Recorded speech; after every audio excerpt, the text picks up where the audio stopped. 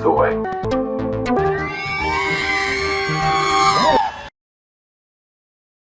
But yeah, what did you think of the episode in general? I enjoyed it. I think it was a ton of fan service, but it was the good kind of fan service. I was surprised seeing Ahsoka. I was happy seeing Cobb Vanth. I thought that Cobb was going to have a little bit more. I thought we were going to see a little bit more of him. I think it leaves more questions than answers, and they're going to have a ton to wrap up next week. Seeing Cad Bane show up in live action was amazing. It's something I didn't know I needed. I'm sure our buddy Ted is freaking out right now. I didn't want to text him. I really wanted to text him being like, so what did you think of this episode? And I'm waiting to hear from him. That'll tip him off. Yeah. Yeah.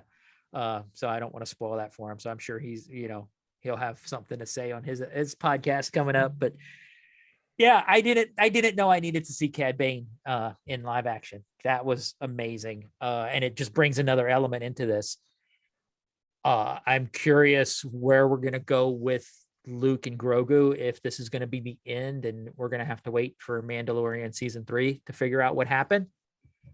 Which I kind of hoping we will, because it is kind of, it feels like they rushed some of the Mandalorian storyline, like they shoehorned it maybe into Book of Boba Fett, even though something they needed to do.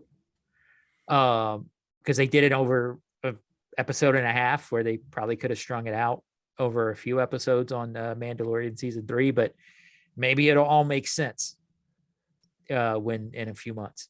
I don't know. Yeah. Or maybe we'll see Han Solo pop up and take Grogu back to Mandalorian. I don't know. I'm confused as to where the Han Solo cameo is going to come. Maybe freaking Kira shows up with Han Solo. Well, they can't do that because he's with Leia. Yeah. But I think if Han's some sort of negotiator, if he's arrogant enough to think that on behalf of the New Republic, you can go to Tatooine and broker a deal and tell him, hey, it's me. Calm down. Wow. There you go. That's a my new theory. Yeah, that'd be my guess as to how that would play out. Dude, and then you're throwing in all kinds of EU stuff, because that's what Han and Leia did. Oh my God. Yeah, dude, why you gotta mess now. with me with that? Why Sorry. you gotta throw stuff like that? I gotta be like that. Why you gotta speak rational, man? Or like, oh my God, then you could throw Leia in there, him and Leia, because they negotiate. That's what they did for the New Republic, dude, or the Republic. Yeah, so do you want to see Leia though? Because she's no longer with us, Carrie Fisher. So is it after an actor has passed, they should retire the character? Dude, I don't know.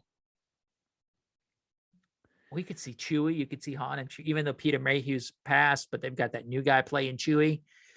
I don't know what the right answer is. If you would want to retire the character or get somebody new, or dude, I don't know how I feel about that. How do you feel?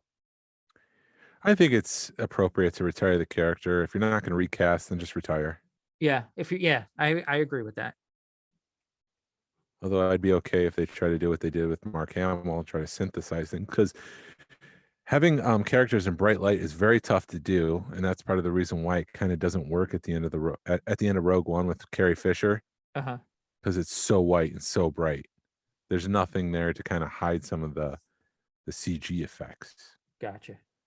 And so I think they pretty much mastered it, because Luke looked pretty legit in this episode. Mm-hmm. I mean, how many characters could they have on screen that they're doing that with at a time? They can do as many as they can. I mean, I don't know. I don't know how much I don't know how far you could push that technology. Could you have 3 people doing that at a time? I mean, as long as it looks good. I mean, think about Back to the Future too. I mean, Michael J. Fox played 3 characters on screen at the same time. They could do it. Yeah. They could do it again. They split the screen up. Listen to the Smugglers Galaxy podcast every Tuesday wherever you download your podcast. This is the way.